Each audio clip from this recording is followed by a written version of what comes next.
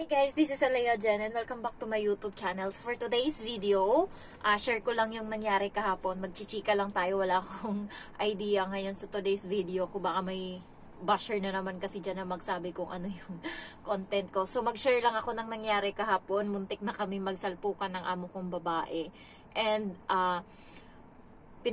nung bago mag Chinese New Year, sabi niya sa akin, maglinis daw ako ng bintana and then ng pinto. So, yung pinto, hindi ko nagawa kasi malinis naman, hindi ko alam kung paano gagawin.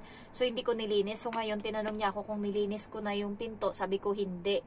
Sabi niya, di ba inutusan kita? Sabi ko, palusot lang ako. Sabi ko, akala ko yung pinto sa sa balcony yung ipapalinis. So, tumahimik na siya, hindi niya na ako inano. And then, yung bata, nagiging pasaway na naman kasi walang pasok sa school. So, nandito din yung tatay kasi umuwi. May magagawin kasi sila, nagdidikit-dikit sila sa mga pinto ng parang sticker ng Chinese. Ayan, so, ngayon, nangihingi ang bata ng chocolate and isa yung binigay nila and nakulangan ata yung bata. So, nangihingi pa ngayon and hindi nila binigyan hanggang sa yung bata umiyak na ng umiyak and mamatay-matay na yung iyak. So, ngayon, tapos na ako maglinis doon ng pinto sa kwarto nila and sa CR. So, paglabas ko ngayon, yung bata na umiiyak, nakaganon yung sa akin, yung kamay. So, ngayon, akala ko, magpapakarga siya. So, kinarga ko. Nagkarga naman siya and umiiyak and nagulat na lang ako, nanghahampas na siya. Gumaganon-ganon na siya. Hindi naman ganon kasakit, pero ayoko talaga sa lahat ng hinahampas ako. Kasi nga, yung rason ko kung bakit ako nagtrabaho dito, yung serbisyo ko lang yung binabayaran nyo, hindi kasama yung pagsakit-sakit sa akin. So, nakasimangot ako ngayon, nandyan yung papa. Tapos sinaway ng papa, hindi nagpatinag. So ngayon, tinawag ko yung nanay. Sabi ko, nananakit na yung bata mo. Sabi ko ganun sa kanya. And then nilapag ko yung bata ngayon sa sopa. Ayaw ngayon magpalapag ng bata. Gusto sa akin. Gusto niya yumakap, pero nangahampas siya. And then, nilalapag ko siya. And ayaw niya ngayon magpalapag. Naglalambitin siya sa akin sa jacket ko. Ito din yung suot ko. So sabi ko sa kanya, wala akong ginawang masama sa'yo. I didn't do bad things to you. And then, why are you hitting to me?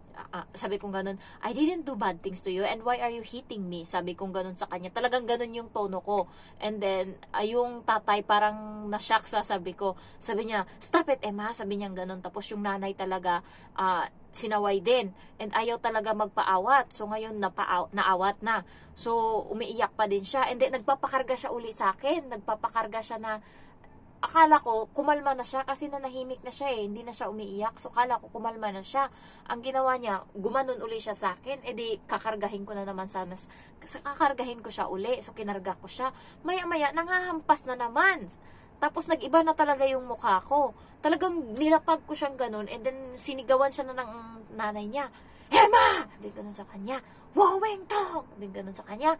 Tapos, bumaba siya, pumunta siya sa nanay na, nakaamba na yung ganyan yung kamay niya. Sabi ko, sabi ko ganun sa kanya. And then pagpunta niya sa nanay niya, kasi hindi naman sila nananakit dito, hinawakan ng nanay niya yung dalawa niyang kamay ganun. Tapos hindi ko na alam kung anong nangyari, basta umalis na ako sa harap nila and pumunta na ako sa kusina.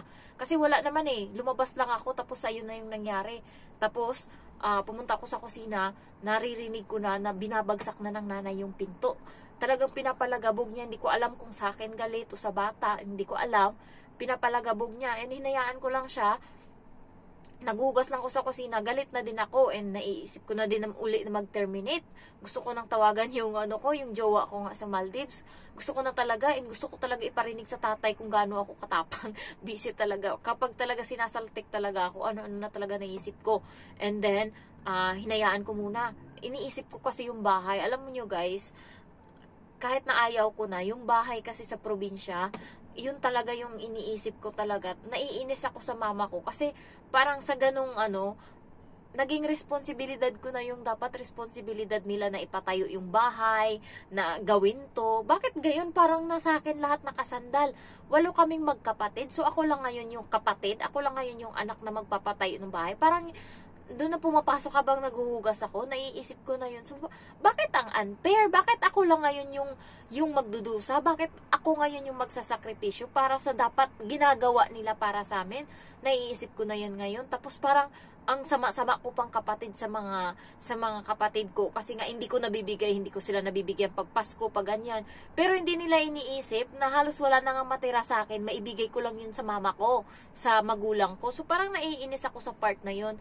And naiinis ako kasi kahit gustong-gusto ko na umalis dito, kahit gustong-gusto ko na talagang ipakita sa kanila kung gaano ako kagago dito sa mga amo ko, hindi ko magawa-gawa, kailangan ko magtimpi kasi nga may bahay na gustong ipagawa. So yun, alam mo yung naiinis ako sa mama ko, bumabalik ako sa time na, kasi guys, napagawa ko na kasi dati yung bahay namin, naglabas na ako ng salobin dito, napagawa ko na, ang sabi kasi dati, 20 pa lang yung edad ko, umuwi ako sa amin, and kawayan yung, kawayan yung dingding namin, so ang sabi nila, okay lang daw, hardiplex, kasi yun daw yung uso, so kapag nagawa na daw yung bahay, hardiplex, wala na daw silang hihilingin. So, ngayon, may boyfriend ako nung time na yun. And, umabot kami ng 5 years. Nagtiis sa akin yung boyfriend ko na yun. 5 years kami. Kasi nga, yun yung sabi ko. Tumutulong din siya doon para matapos yung bahay na yun. Sabi ko kasi sa kanya, matapos lang tong bahay na to, okay na, makakaluwag-luwag na ako. Kahit na kasi inaantay niya lang naman ako para mag-asawa kami. So, nung time na yun, napagawa ko na yung bahay, halos ginugol ko yung 4 na taon ko sa pagpagawa ng bahay na umabot na ng 3rd floor kasi ang arte-arte nila and puro hardiplex yung lahat, tapos plywood na 3/4 yung sahig. So napagawa ko yun lahat, halos kada sahod ko nung nagtatrabaho ako sa Pinas, 3,000 nandun, tapos nagbili pa ako ng tricycle na pinapamasada, 3 taong ko ding hinulugan, inutang ko yun, so natapos ko din, and then may video okay pa ako na binili ko din ng 24,000, natapos ko din yun, pero parang hindi nauubos yung hinihingi nila, lalo yung mama ko, parang hindi nauubos yung hinihingi, parang yun na yung kahapon, habang naiinis ako, naiisip ko lahat, kulang na kulang, parang napaka-abusado na nila sa akin. Parang naiisip ko na yung kahapon sa sobrang pagod ko. And then, nung tumawag ako na sinasabi ko sa kanya yung sitwasyon dito, sasabihin lang sa'yo, kung hindi mo na kaya, umuwi ka na. Yung parang ganun yung sinabi sa akin. Nainis ako, imbis na, tatagan mo muna yung parang palakasin ka, yun agad yung bungad sa'yo, halos lahat na ng sahod ko napupunta sa kanila, 30,000 napupunta sa kanila. Minsan nga, iniisip ko na lang, worth it pa ba? Parang naiinis na talaga ako. And then, so, balik na tayo dun sa issue. And then, lumabas na ako kasi tapos na ako sa kusina. And then, yung tatay na sa sopa, nagsiselfone. And then, nilabas. Wala na akong gagawin kasi sinarado nila yung pinto. And hindi ko naman pwedeng malinis tong mga pinto kasi may mga sticker pa nila. Hindi ko pang paniniwala nila. And then, ang ginawa ko is nagplansya ako doon, katabi ng tatay, nagpaplansya ako ng mga uniform niya. And maya nakatulog yung tatay, nag-snoring, yung naghagok. Ayan, and then, naririnig siguro ng asawa sa loob na ganun nga. And nandun din ako, lumabas siya. Paglabas niya talagang nakaganon yung mukha niya. And ako, mainit din yung ulo ko kasi naisip ko yung mama ko na ganun, and naisip ko yung nangyayari dito. Talagang yung pinaka-pangit ko talaga mukha, yung pinaka-mataray ko na mukha, yun talaga yung binuhagad ko sa kanya, nakaganon din ako. Nakaganon din ako. Hindi ako bumate paglabas niya ng pinto, hindi ako bumate, hindi ako ngumiti. Wala akong reaksyon. And parang nagulat siya sa reaction ko kasi kung anong tapang ng mukha niya, kung anong maldita niya, mas maldita yung mukha ko kapon kasi nga nainis talaga ako kapag sinasaktan ako. And then tuloy lang ako sa pamalansya, hinayaan ko siya dyan. Tapos siya naglilinis ngayon ng pinto. Hindi ko talaga siya pinansin. And then pagkatapos ko noon, niligpit ko yung yung pinagplantsahan ko, and then pumasok ako sa may CR. Pagpasok ko doon niya na ako sinabihan, ano gagawin mo? Sabi ko maglilinis ako ng CR. Sabi niya, okay. Tapos, ayun, nilinisan ko na, and then siya nasa labas. Pinabayaan ko lang siya.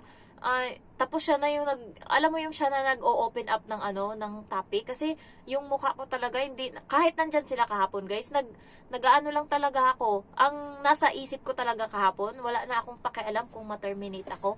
Ang iniisip ko na lang talaga kahapon, paglabas nito, kasi pumasok siya sa loob ng kwarto, and pumasok din yung bata. Hindi ko alam. So, parang ako ngayon yung hindi ko alam. So, naiinis ako.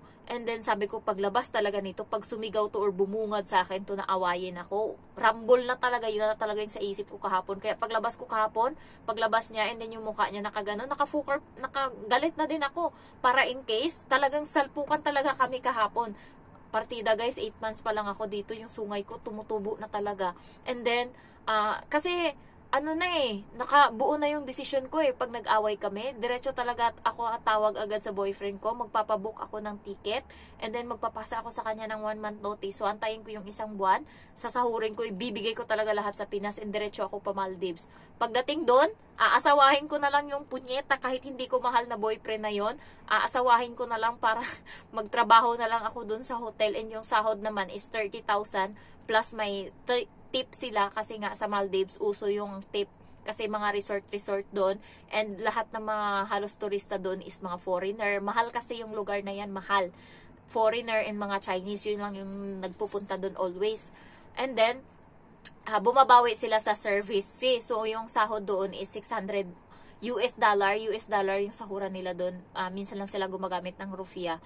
And then, plus service charge, yung tip na hinahati nila every buwan. So, aabot din siguro ng 40,000 yung sasahurin ko doon. And, mayroon ng bahay and pagkain. And, yun, wala ka namang gagastusin kasi sa resort. So, makakaipon ka talaga. So, yun na lang yung iniisip ko kahapon. Kapag talaga lumabas siya and ganun yung ugali niya, talagang end na talaga, magwa 1 month notice na talaga ako. So, paglabas niya, nakita niya yung mukha ko, ganun din. So, hindi niya hindi na siya, inunahan ko na kasi. So, hindi na siya ngayon nagalit or ano. And then, yung bata, pinapalayo na nila sa akin. Alam mo yung nagtatrabaho kami dito sa labas, hindi na pinalabas yung bata dito. Kasi naiinis ako sa kanya, sa mukha pa lang ng bata, naiinis na ako. So, hindi na siya pinalabas.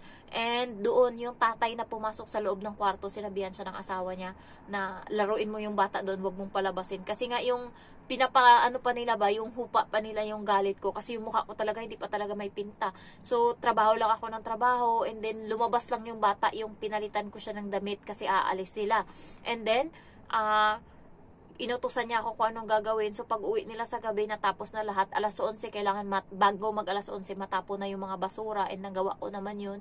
And then, naligo ako pagkatapos kasi tapos na sila maligo. Pagkatapos ko maligo, tapos sabi ko, may sasabihin ka pa ma'am? May papagawa ka pa sa akin? Sabi niya, wala na. And sabi niya, a round of applause. Natapos din natin yung buong araw. Thank you so much, Jen. Sabi niya ganun sa akin. Hindi talaga ako nag-welcome or ganun. Hindi ko, pag nagte-thank you niya siya sa akin, parang hindi na nga ako nagre-reply na okay ma'am or ganun. Hindi na. Yung parang, wala akong reaction, parang hindi ko lang narinig, tapos sinarado ko yung pinto. So, hindi ako nakatanggap ng ampaw. Hindi ko na inaasahan yan. Kasi sa ugali ko kahapon, alam ko na talaga wala akong matatanggap. Salamat na lang kung meron. So, wala akong natanggap kahit ano. And alam ko naman kuripot sila. Kasi nga natawa nga sa akin yung mga kaibigan ko kanina. Sabi kasi nila yung sibuyas na may bulaklak, yun yung binili ng amo nila, yayamanin. Sabi ko, yung amin sibuyas lang yung meron kami. Ano pa? Pasira pa. Sabi niya, sa amin yung sibuyas na yan, pamigay lang yan daw doon sa may binilhan nila. So, ang ano ko talaga na hindi talaga kami ganun kayaman yung amo ko. Pero at least thankful pa din kasi kahit ganito nakasalbahay yung ugali ko, okay pa din, nasasakyan pa din nila. And ayun lang, na-share ko lang yung ganap ko kahapon na Chinese New Year, and yun yung pinaka-busy araw sa lahat. So, wala akong pahinga, laba ako ng laba, mula umaga na laba ko kasi nga 4 na araw akong day off. So, 4 na araw na walang maglalaba ng mga labahin nila. So, pinalabahan sa akin lahat kahapon and lahat binago. Pinagtatapon yung mga dustpan, walis, mop, lahat, mga towel, ayan. So, na-share ko lang guys, and sana wala kayong matutunan. Naikwento ko lang kasi wala akong malabasan ng sama ng loob ko. Nainis talaga ako sa kanila. So, ayun lang. Thank you for watching. Bye-bye.